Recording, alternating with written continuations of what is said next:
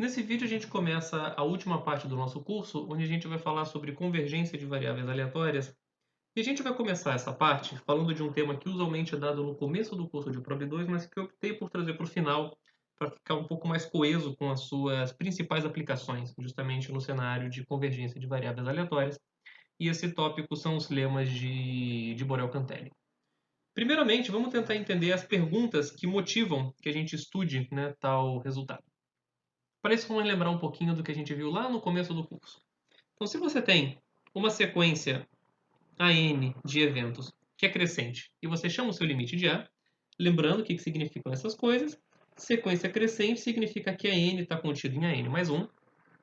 Nesse caso, a gente definiu o limite dessa sequência como se fosse a união para N indo de 1 até infinito de AN. A gente se convenceu que isso fazia sentido e batizamos esse limite de A. Tá? Então, nesse caso, a gente viu que a gente podia calcular a probabilidade de A, que é a probabilidade do limite de AN.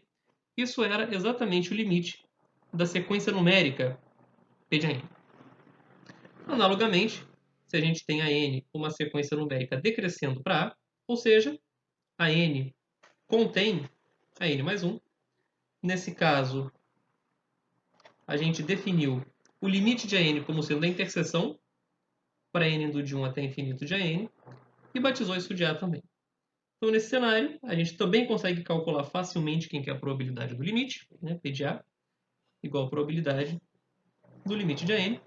E isso também vai ser o limite dessa sequência numérica P de AN. Ok?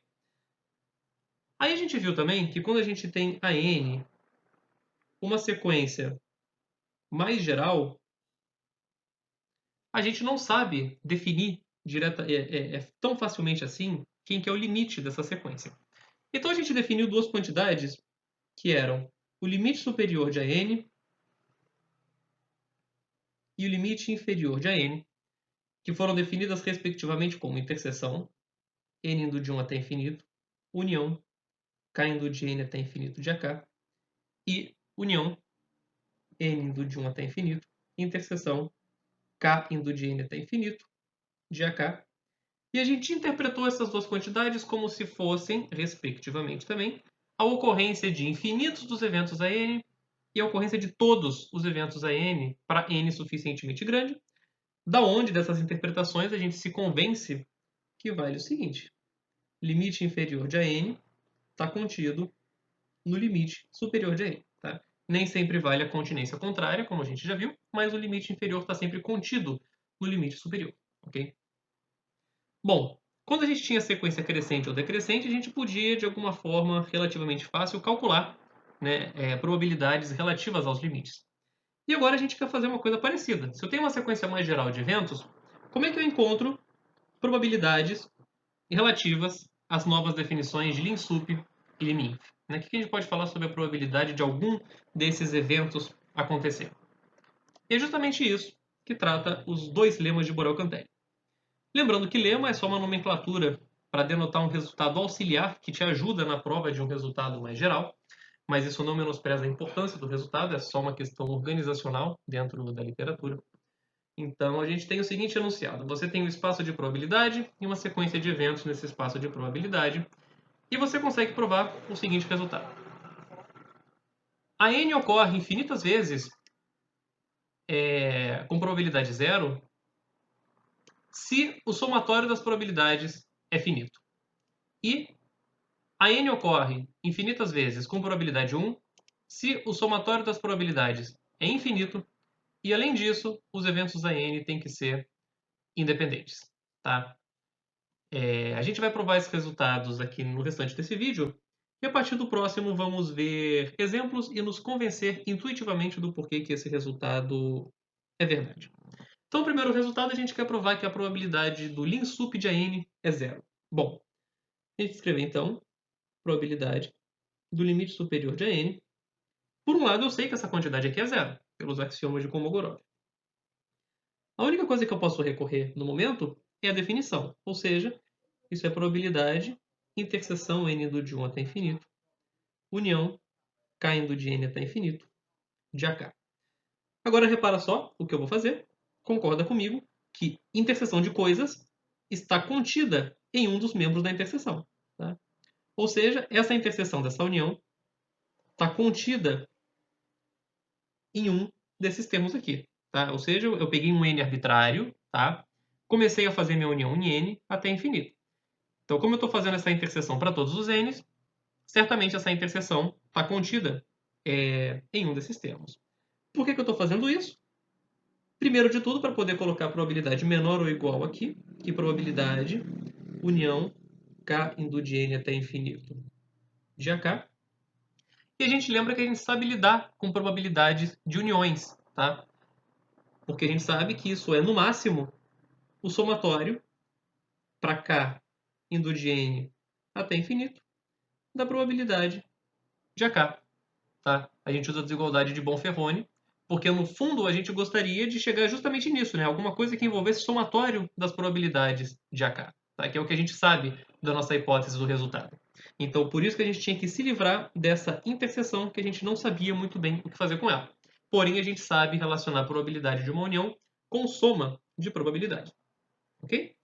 E você repara, como o meu valor de n não tem nada de especial, isso daqui vale para todo n que eu escolher. Ok?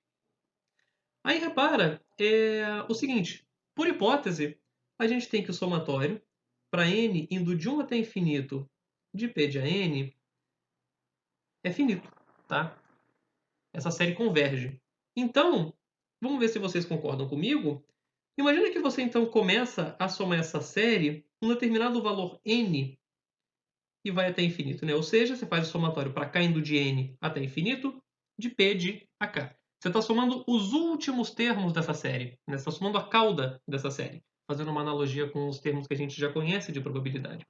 Se você fizer n ir para infinito, ou seja, se você começa a somar cada vez mais na cauda dessa série, mais no final dessa série, parece fazer sentido que isso daqui converge para zero, né? Por quê? Como sua série é convergente, isso significa que a partir de um certo ponto os termos tornam-se completamente irrelevantes para contribuir no resultado desse somatório. Ou seja, a partir de um certo tempo, né, essa cauda se torna arbitrariamente pequena. Em particular, quando você olha para cada vez mais a cauda, né, fazendo n para infinito, esse valor vai ficar cada vez mais próximo de zero. Tá? Se você não entendeu, dá uma pausa no vídeo e tente se convencer disso. Relembre do curso de cálculo 2, onde a gente aprende séries. Tá? Então, se a gente pegar essa observação que a gente fez aqui, o que a gente conclui? A gente sabe que zero é menor ou igual que a probabilidade do limite superior de AN, que é menor ou igual que o somatório para k indo de n até infinito de p de ak, e que se a gente fizer n ir para infinito, esse valor vai para zero, e eu não tenho nenhum problema em fazer isso, porque eu sei que esse resultado vale para todo n. Ou seja, a probabilidade do linsup de AN é o número que está entre 0 e 0. Logo, a gente sabe que a probabilidade do limite superior de AN é igual a 0. Tá? A intuição por trás desse resultado é o seguinte. Bom, você quer saber se a AN, infinitos dos AN acontecem. Tá? Se você tem que o somatório das probabilidades é convergente, né, então você certamente tem que a probabilidade de AN é uma sequência numérica que vai para zero. Só que pelo fato dessa série ser convergente, essa série, além dela ir para zero, ela vai para zero de modo bastante rápido. Tá? A gente lembra, né, dos nossos cursos de cálculo, que 1 sobre n quando somado dá infinito, porém 1 sobre n quadrado quando somado dá finito. Né? Porque quer dizer que essa quantidade vai para zero mais rápido do que a primeira. Ou seja, como esses valores dessas probabilidades têm que ser bastante pequenos para que essa série seja convergente, fica cada vez mais raro a ocorrência dos AN, então você com probabilidade zero vai ver infinitos dos eventos AN acontecendo. E se você olhar analogamente, né, no caso 2, se você tem esse somatório divergindo, então quer dizer que as probabilidades até podem se tornar pequenas, como é o caso de 1 sobre n, mas elas não se tornam pequenas rápido o suficiente para que você não veja a ocorrência de AN infinitas vezes. Na verdade, é meio surpreendente, né, que se as probabilidades podem até ficar pequenas, mas não tão rápido assim, com probabilidade 1 você vê a n acontecendo infinitas vezes, desde que os eventos sejam independentes. E a gente vai ver onde que a independência entra na prova desse resultado, aqui, no item 2. Tá? Vamos provar ele então.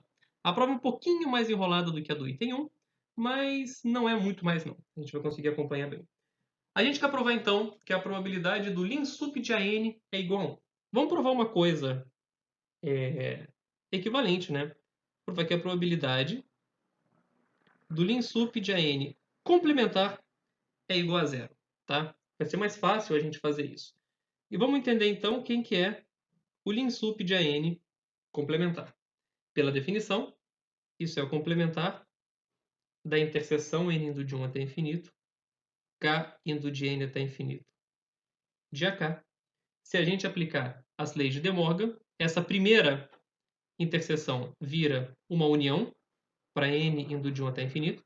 Essa união vai virar uma interseção para k indo de n até infinito. E aqui vai ficar AK complementar. Eu quero calcular a probabilidade desse conjunto acontecer. Bom, então vamos lá. Probabilidade do linsup de AN complementar. Por um lado, né, eu sempre sei que essa probabilidade é maior ou igual que zero. Como a gente já calculou, quem que é esse linsup complementar? Isso é a probabilidade união n indo de 1 até infinito, interseção k indo de n até infinito, de AK complementar. Agora eu tenho uma probabilidade de uma união de coisas. A gente usa a desigualdade de Bonferroni, e isso fica menor ou igual que o somatório n indo de 1 até infinito da probabilidade da interseção k indo de n até infinito de AK complementar. Tá bom? Vou botar aqui para cima, que assim a gente consegue ver a prova inteira. Eu vou escrever isso da seguinte forma. Isso vai ser o somatório n indo de 1 até infinito da probabilidade de a n complementar, interseção a n mais 1 complementar, interseção a n mais 2 complementar, interseção reticências. Tá? Repara só que a gente quer usar então alguma coisa sobre independência, né? A gente tem probabilidade de interseção, seria muito bom se a gente conseguisse fatorar isso como produto de probabilidades. Porém, a nossa definição de independência pede que a gente tenha uma interseção finita e não uma interseção infinita. Então, bom, não tem problema. Eu vou dizer que essa minha interseção infinita aqui, ela está contida na interseção que vai de AN complementar até um determinado AM complementar. Tá? Eu estou intersectando menos caras. Logo, esse conjunto azul é maior do que o conjunto que está em preto. Estou fazendo isso porque assim eu posso manter o sinal da desigualdade e escrever somatório n indo de 1 até infinito, probabilidade de AN complementar, interseção até AM complementar. Agora sim, eu posso utilizar a minha hipótese de independência e isso vai ficar o somatório n indo de 1 até infinito, probabilidade de AN complementar vezes até a probabilidade de AM complementar. Tá? E eu vou escrever isso daqui como se fosse somatório, n indo de 1 até infinito, produtório para I indo de N até N. Como essas probabilidades são complementares, isso fica 1 menos P de AI. Ok? E aqui eu vou usar um resultadinho que é o seguinte. Tá? Eu sei que 1 menos x é menor ou igual que E elevado a menos x. Então, ou seja, eu vou escrever isso daqui como se fosse menor ou igual do que o somatório n indo de 1 até infinito, produtório I indo de n até m de E elevado a menos probabilidade de AI. Tá? Faz sentido eu querer usar isso porque eu sei que meu somatório diverge e eu tenho que ter alguma forma, né, de aparecer o somatório das probabilidades de AI. Ok? E eu vou escrever isso daqui como se fosse somatório n indo de 1 até infinito, E elevado a menos o somatório para I indo de n até m de P de AI. Ok?